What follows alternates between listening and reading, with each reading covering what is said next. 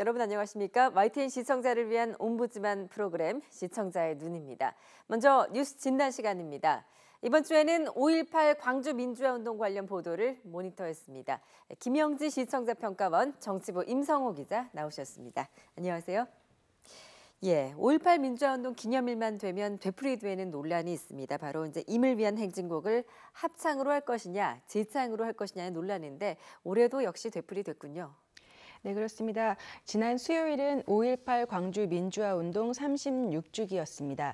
매년 5월 18일은 1980년 5월 군부 독재 시절에 광주를 중심으로 일어난 대규모 민주화운동을 기념하는 날인데요.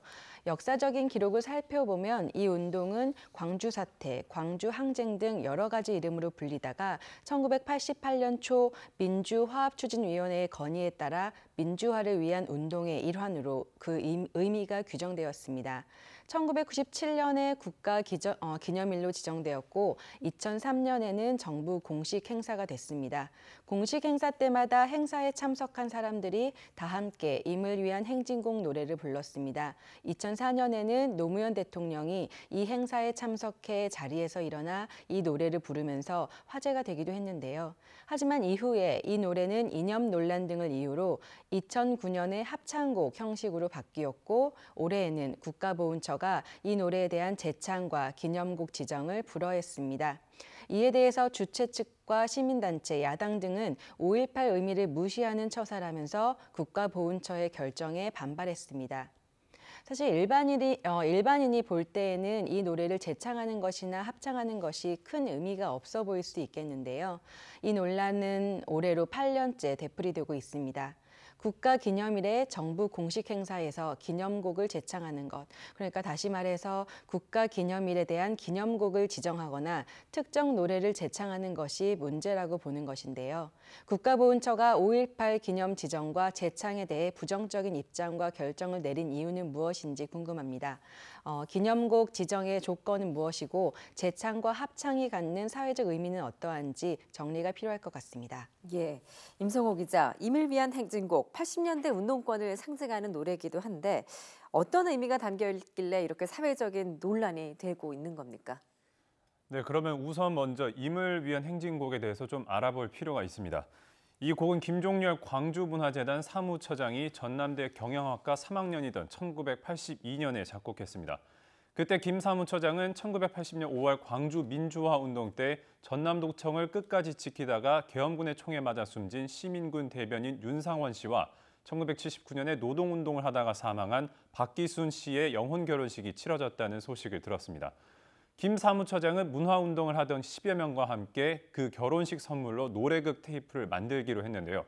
가수가 꿈이기도 했던 김 사무처장은 평소에 틈틈이 써놓았던 6곡을 조금 바꿔서 임을 위한 행진곡을 작곡했습니다. 이 가사는 당시 광주에서 문화운동을 하던 소설가 황석영 씨가 썼습니다. 백기환 통일문제연구소장이 1980년 12월에 서대문 구치소 옥중에서 쓴 장편시 웹비나리 일부를 차용했는데요.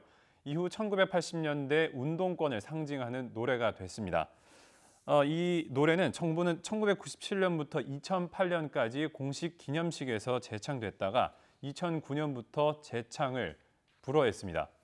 지난 13일 청와대에서 열린 여야 3당의 원내대표단 회동에서 야당 지도부가 이 임을 위한 행진곡을 5.18 기념곡으로 지정해달라고 요청했습니다.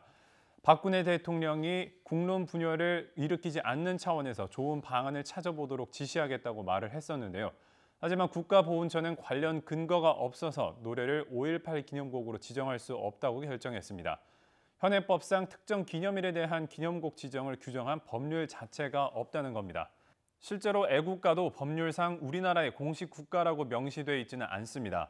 그래서 애국가도 법률적으로 따지면 국가기념곡이 아닌데요. 이뿐만 아니라 5대 국경일과 46개 정부 기념일과 관련해 정부가 기념곡을 지정한 전례가 없다고 보훈처는 설명했습니다. 이 때문에 임을 위한 행진곡을 기념곡으로 지정하면 국가기념곡 제1호라는 상징성을 갖게 돼 또 다른 논란을 부를 수 있다는 게 보훈처의 주장입니다. 요컨대 현재 임을 위한 행진곡의 기념곡 지정 조건이 마련돼 있지 않아 법제화가 전제돼야 합니다. 보훈처는 또 임을 위한 행진곡을 북한이 1991년에 5.18을 소재로 제작한 영화 님을 위한 교양시의 배경음악으로 사용됐다는 점을 들어 난색을 보이고 있습니다.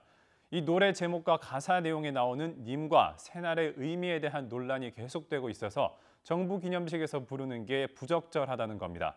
이에 대해서는 야당과 시민단체뿐만 아니라 여당 일부에서도 반박이 나오고 있습니다.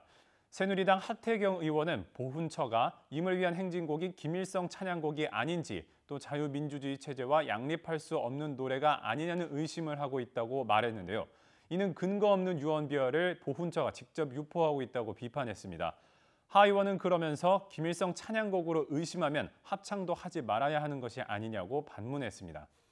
또 임을 위한 행진곡을 재창하느냐 합창하느냐를 두고도 8년째 논란이 반복되고 있습니다. 이 재창이냐 합창이냐의 차이는 큰 차이가 있습니다. 예를 들면 재창을 하면 카메라 등이 주요 참석 인사가 부르는 모습을 찍고 또 합창을 하게 되면 합창단을 촬영하게 됩니다. 다시 말해서 기념식 참석자가 의무적으로 모두 따라 불러야 하느냐 또 그렇지 않아도 되느냐가 구분이 되는 겁니다. 이 임을 위한 행진곡은 또 정부가 공식적으로 5.18 기념식을 주관한 2003년부터 이명박 정부 첫 해인 2008년까지 기념식에서 재창 형식이었습니다. 하지만 지난 2009년부터 원하는 사람만 부르는 합창 형식으로 바뀌었습니다. 정부는 당시 일부 단체가 노래의 이념적 편향성 등을 문제 삼고 있다면서 국민통합을 명분으로 합창 형식을 도입했는데 5.18 단체와 야권의 강한 반발을 초래했습니다. 이번에도 보훈처는 노래에 대한 찬반이 첨예한 상황에서 참석자에게 의무적으로 재창을 강요하면 또 다른 갈등이 유발된다며 기존 방식대로 합창을 유지한다고 결정했습니다. 네, 이런 논란 속에서도 올해 5.18 기념 행사 예정대로 순조롭게 열리기는 했지만 안팎으로 좀 어수선한 분위기였다고요? 네, 그렇습니다. 올해 광주에서 열린 5.18 기념 행사는 지난 3년간 불참했던 5.18 관련 단체들이 참석하면서 이날을 기념하는 분위기를 조성해 파행은 면했다는 보도를 접했습니다. 하지만 임을 위한 행진곡 재창과 기념곡 지정 불허 논란이 해소되지 않은 상태에서 당일 행사가 진행되면서 여전히 안팎으로 어수선한 분위기였다고 보도되었는데요. 사전에 알려지긴 했지만 박근혜 대통령도 취임 첫 해에 기념식에 참석한 이후 3년째 불참한 상태입니다. 대통령을 대신해 2014년과 2015년에는 정홍원 국무총리, 최경환 경제부총리가 참석했고 올해는 황교안 국무총리가 참석해 대신 5.18 민주정신과 국민화합 소통 이런 것들을 강조했습니다. 하지만 보훈처 주관 행사인 이 기념식에 참석하기 위해 광주를 방문했던 박승춘 보훈처장은 유족의 항의로 행사장에 입장하지 못했는데요. 지난 13일에 있었던 박 대통령과 여야 원내대표 회동 결과에도 불구하고 임을 위한 행진곡에 대한 방침을 기존대로 정한 것에 주최 측이 강하게 반발한 것입니다. 이날 보도를 통해 정부 관계자를 제외한 정치권 인사들과 참석자들이 임을 위한 행진곡을 함께 부르는 영상을 접할 수 있어 현장의 분위기를 알 수 있었는데요. 지난주 박 대통령과 여야 3당 원내 지도부 회동을 계기로 모처럼 조성된 협력의 정치와 국민 통합의 분위기가 보훈처의 결정으로 다소 변질되지 않을지 우려된다는 보도도 이후 많았습니다. 이번 5.18 광주 민주화운동 기념행사 분위기는 어땠는지 또 이와 관련한 논란에 대해서 여야 정치권의 입장과 청와대의 반응은 어땠는지 궁금합니다. 네. 노래 한 곡으로 여야 협치는 사실상 물 건너간 게 아니냐는 지적도 있었는데요. 정치권과 청와대 반응은 어땠습니까? 네, 먼저 당시 5.18 광주 민주화운동 기념식 당시 분위기부터 전해드리겠습니다. 이 광주 민주화운동 기념식은 숙연하면서도 긴장감이 흐르는 분위기였습니다. 말씀하신 것처럼 행사에 앞서서 정부가 임을 위한 행진곡 재창을 허락하지 않았습니다. 당연히 야당은 여기에 거세게 반발을 했었는데요. 기념식에서도 이러한 모습이 나타났습니다. 합창단이 임을 위한 행진곡의 합창을 시작하자 앞줄에 앉아있던 야권 인사들이 다 일어났습니다. 이들은 주먹을 쥐고 위아래로 흔들면서 큰 소리로 이 임을 위한 행진곡을 따라 불렀는데요. 새누리당의 내분 속에서 5.18 기념식에 참석한 정진석 원내대표도 임을 위한 행진곡을 일어서서 따라 불렀습니다. 반대로 정부 관계자들의 모습은 달랐습니다. 박근혜 대통령 대신 행사장에 와서 축사한 황교안 국무총리는 임을 위한 행진곡을 합창할 때 일어서기는 했지만 따라 부르지는 않았습니다. 또 광주를 방문한 박승춘 보훈처장은 5.18 유가족의 반대로 기념식장에 들어오지도 못했습니다. 지난 13일 여야 원내대표와의 회동에서 박 대통령이 좋은 방안을 찾아보라고 했는데도 임을 위한 행진곡 제창을 불허했기 때문입니다. 이에 대해 야권이 강하게 반발하고 나섰습니다. 박순충 보훈처장이 대통령에게 항명했다는 비판이 거세게 나왔고 또 박 대통령을 향해서도 강한 불만을 표명했습니다. 더민주 우상호 원내대표는 사태를 이 지경으로 만든 책임이 박순충 보훈처장에게 있다면서 박근혜 대통령이 박 보훈처장을 해임해야 한다고 목소리를 높였습니다. 국민의당도 제20대 국회가 시작하면 박 보훈처장에 대한 해임 촉구 결의안을 더민주와 함께 내겠다며 공조할 뜻을 내보였습니다. 더민주와 국민의당은 더 나아가 이번 20대 국회에서 임을 위한 행진곡을 5.18 광주 민주화 운동의 기념곡으로 지정하도록 법제화에 나서겠다고 밝혔습니다. 내년 행사부터는 반드시 이 곡을 제창하도록 관철하겠다는 의지를 강하게 보인 건데요. 이를 위해 야권은 5.18 민주화 운동 등에 관한 특별법 등 개정하는 방안을 추진하기로 했습니다. 정부가 5.18 기념 행사를 개최할 때 5.18 유관 단체와 협의하도록 하고 임을 위한 행진곡을 지정곡으로 채택해 기념 행사 식순에 반영하게 하는 내용 등을 추가할 방침입니다. 하지만 청와대는 이번 문제와 거리를 두고 있는 모습입니다. 임을 위한 행진곡 제창을 보훈처가 허락하지 않은 과정에 청와대가 개입하지 않았다는 겁니다.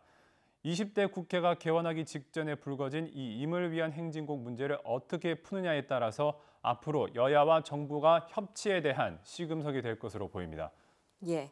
자, 이번 주에는 5.18 광주 민주화 운동 관련 보도를 모니터했습니다. 김영지 시청자 평가원, 정치부 임성우 기자였습니다. 잘 들었습니다.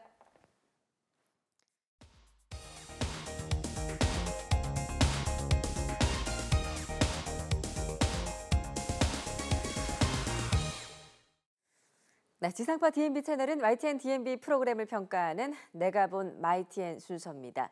이번 주에는 미래를 여는 KICT와 뉴스큐에 대한 고두희 평가원의 의견을 들어보겠습니다. 안녕하세요. YTN DMB 시청자 평가원 고두희입니다. 시청자 여러분들은 아침에 잠에서 깨면 가장 먼저 무엇을 하시나요? 아마 많은 사람들이 밤새 새로운 소식이나 연락이 왔는지를 확인하기 위해 스마트폰을 보거나 리모컨을 눌러 텔레비전을 켜지 않을까 생각됩니다. 그리고 전등을 켜고 냉장고를 열어 아침 식사를 해결하고 학교나 직장으로 향하실 겁니다. 이 경우에도 버스나 전철을 이용하고 도착한 직장에서는 컴퓨터로 업무를 보고 학교에서는 스마트 패드 등을 이용해 수업을 듣기도 합니다. 이처럼 현재 일상생활에서 빼놓고는 상상도 할 수 없는 것이 전기입니다. 전기는 현대 사회를 구성하는 많은 요소 중에서도 가장 중요한 것이지만 너무 보편화되고 일상적인 것이 되었기에 소중함을 잊기 쉽습니다. YTN DMB 프로그램 미래를 여는 KICT의 지난 방송에서는 다양한 사례를 통해 시청자들의 전기에 대한 생각의 변화를 유도하였습니다.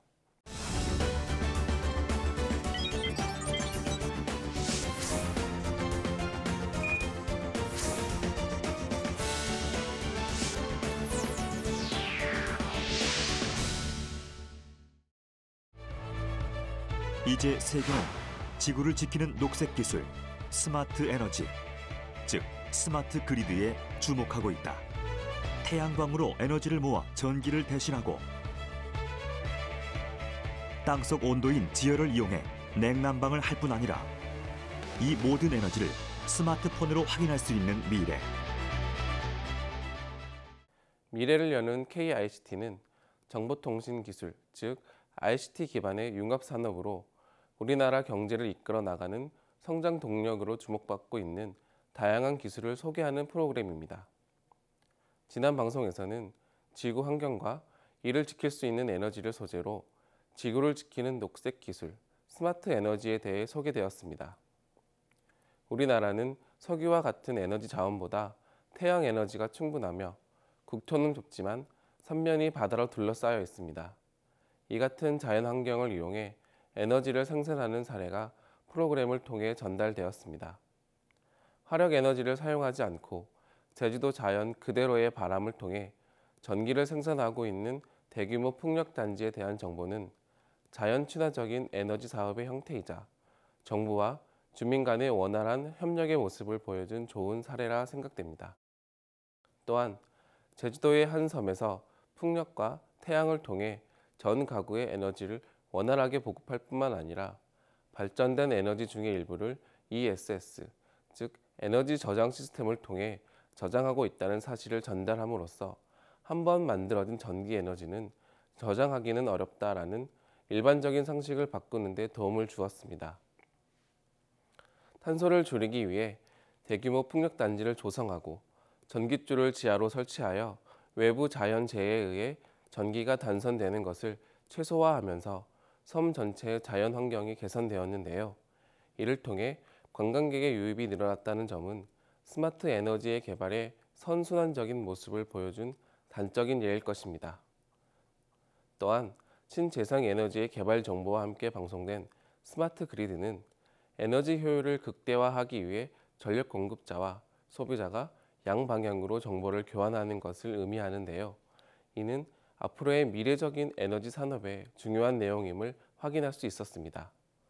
스마트 기술을 응용하여 도시의 주민과 건축물 등의 모든 사물의 에너지를 관리할 수 있는 스마트 시티에 대한 개념은 IoT, 클라우드 컴퓨팅 등의 다양한 기술이 총집약된 대표적인 정보로 소개되어 시청자들에게 매우 유용했다고 생각됩니다. 이 밖에도 거시적인 기술이 아니라 스마트 콘센트나 전기 자동차 등과 같이 일상생활에서 경험할 수 있는 스마트 에너지 산업이 소개되면서 스마트 에너지의 구현이 멀지 않았음을 알게 해주었다고 생각됩니다. 하지만 스마트 에너지에 대한 정보가 너무 긍정적인 내용만 전달된 것은 아닌지 생각이 들었는데요. 일례로 전기 자동차는 제주도를 비롯해 일부 지자체에서 보급이 이루어지고 있습니다. 하지만 전기 충전소의 미지만 보급, 부실한 관리로 이용하기 어려운 충전 인프라 등이 사회적인 문제로 떠오르고 있지만 관련 내용이 전달되지 않아 아쉬웠습니다. 이 밖에도 신재생 에너지의 사례가 주로 태양과 풍력 등으로만 소개되었는데요. 무공해 에너지원으로 부상하고 있는 수소 에너지 등도 함께 소개되었다면 시청자들에게 앞으로 더욱 중요시될 에너지 산업의 전망으로 심도 있게 다가설 수 있지 않았을까 생각됩니다.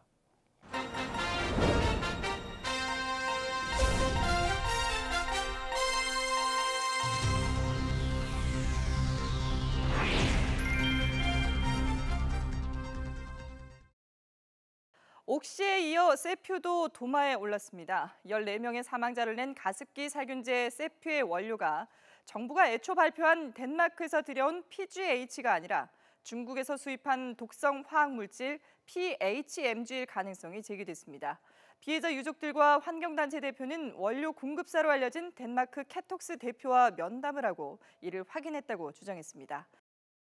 가습기 살균제에 대한 수사가 본격적으로 진행되면서 지난 5년간 피해자들의 고통이 재조명되고 있습니다.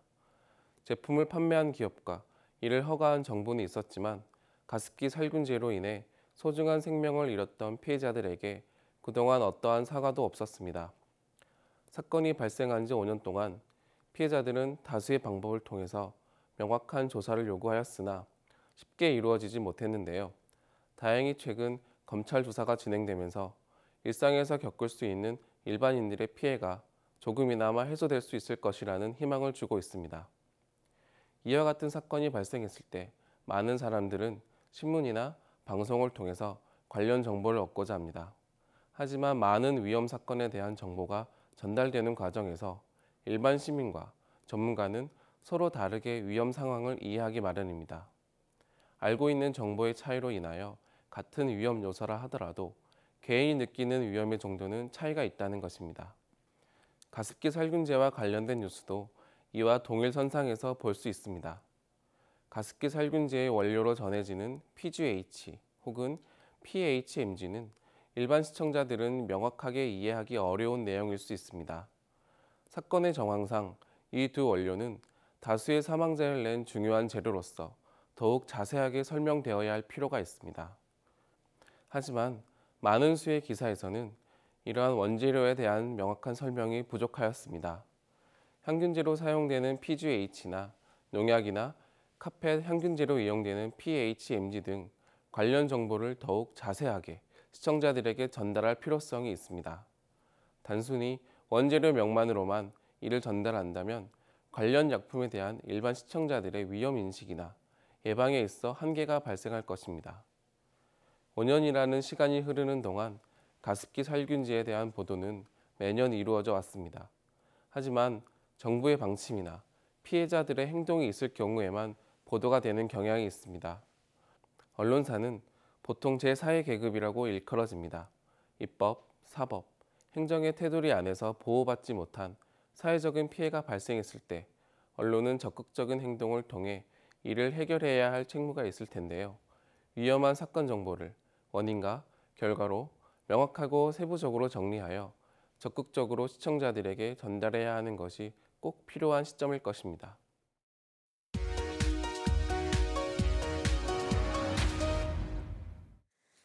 네, 이번 순서는 시청자들의 지적사항을 정리한 모니터 보고 시간입니다. YTN 뉴스를 시청하다 보면 동일 코너에서 다르게 표기되는 외래어 자막이나 이해하기 어려운 자막이 종종 나타나는데요. 시청자들은 좀 더 세심한 주의를 요구했습니다. 지난 18일 조영남 대장 논란 관련 출연자 대담 코너에서 진중권 교수의 트위터 내용 중 일부를 인용하는 그래픽에 콘셉트로 표기됐고 약 2분 후 이어진 다른 코너의 그래픽 속 자막에는 컨셉트라고 표기가 됐는데요. 외래어 표기법에 의하면 콘셉트가 맞는다는 지적이 있었습니다. 같은 날 제5차 규제개혁 장관회의에서 박 대통령의 모두 발언 중 참초재근 규제는 뿌리째 뽑아야 성공이라는 자막이 나왔는데 참초재근은 그 자체의 의미가 뿌리째 뽑는다는 것이고 규제 자체가 참초재근의 성질을 갖고 있는 것이 아니므로 참초재근의 정신으로 잘못된 규제를 제거해야가 더 이해하기 쉬운 자막이라는 지적도 있었습니다.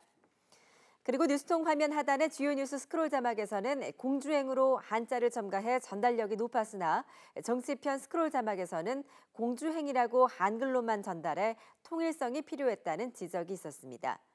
그런가 하면 이슈 오늘 2부 화면 하단 타이틀 자막 거액 노리고 의뢰인 속였나에서는 물음표가 빠진 반면 수법자인 중국 여성 살해 범행 동기는에서는 물음표가 사용됐었는데 가급적 부호 사용에 있어서 통일성을 유지해 줬으면 좋을 것 같다는 시청자의 지적도 있었습니다.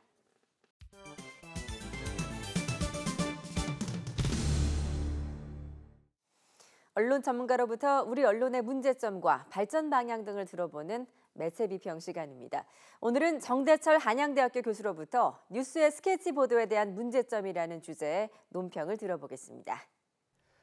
우리가 매일 보고 있는 뉴스도 여러 가지 기준으로 종류를 나누고 있습니다. 시간이나 내용 그리고 양에 따라서 종류를 구분합니다. 텔레비전 뉴스는 대체로 시간의 제한을 받기 때문에 충분한 양으로 소화하지를 못합니다. 그래서 깊이 있는 뉴스보다는 간단하게 핵심적인 내용을 다루는 보도로 자리 잡아 왔습니다.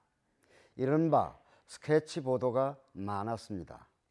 현장에서 느낀 대체적인 인상을 간단하게 나타내는 식의 보도입니다. 현장감은 살렸지만 인상을 전달하는 것에서는 충분하지 못했다는 지적입니다. 원인이나 결과에 대해서 공식적 발표가 없기 때문에 깊이 있게 다루는 것이 어렵지만 인적 사항이나 배경에 대한 내용을 다각적으로 짚어주기를 바란다는 의견입니다. 때로는 주와 종, 앞, 뒤가 바뀌었다는 생각도 하게 됩니다.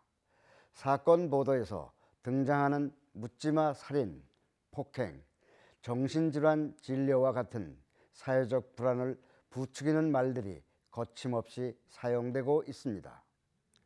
원인에 대해서도 가정적인 원인, 게임 중독의 원인, 전과자의 원인, 사회적 불만 등 여러 가지에 대해서 비중을 두어야 합니다. 살인범의 인상을 외향적인 데서 찾는 보도도 있습니다. 인상적인 접근법은 지양되어야 합니다.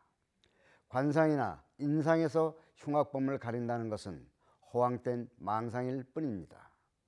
인상착의는 수사에서 필요한 방법이지 뉴스 보도에서는 중요한 요소가 될 수 없다는 점입니다. 날벼락 같은 사건에서 피해자와 가해자의 밸런스가 맞지 않는다는 점입니다. 지나치게 한쪽으로 쏠리는 스케치는 선정 속으로 빠지기 쉽습니다.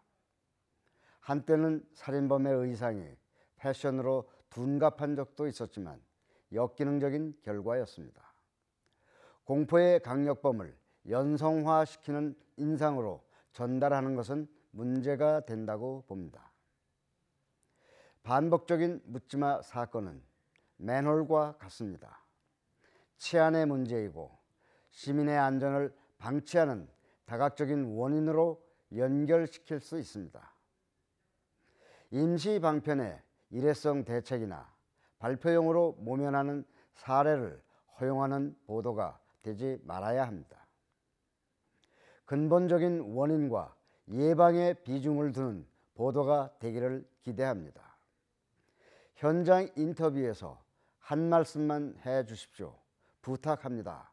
하는 기자들의 요청이 보도되는 것도 스케치 보도의 하나입니다. 현장 분위기에서 실제적인 상황을 전달하는 보도의 영상 가치는 있지만 또 다른 면에서 보면 취재 기자의 위상에 문제가 됩니다. 취재 현장의 열기는 있겠지만 묵묵부답으로 표정을 대신하는 보도도 자주 등장합니다. 흉악범이나 살인범의 개인의 인권, 정보 보호의 장막을 거둘 수 있는 경계가 어디인지, 또 취재 활동의 한계를 극복할 수 있는 방안은 없는 것인지, 근본적인 문제를 해결하는 것은 기자의 몫이 아닙니다. 언론사나 언론단체에서 나서야만 합니다. 스케치 보도의 단점을 보완하는 근본 대책입니다. 시청자의 눈은 시청자 여러분의 참여를 기다리고 있습니다. YTN 홈페이지 시청자 의견 코너에 글을 남겨주시면 좀 더 정확하고 공정한 방송을 만드는 데 참고하겠습니다. 이번 주 순서는 여기서 마치겠습니다. 고맙습니다.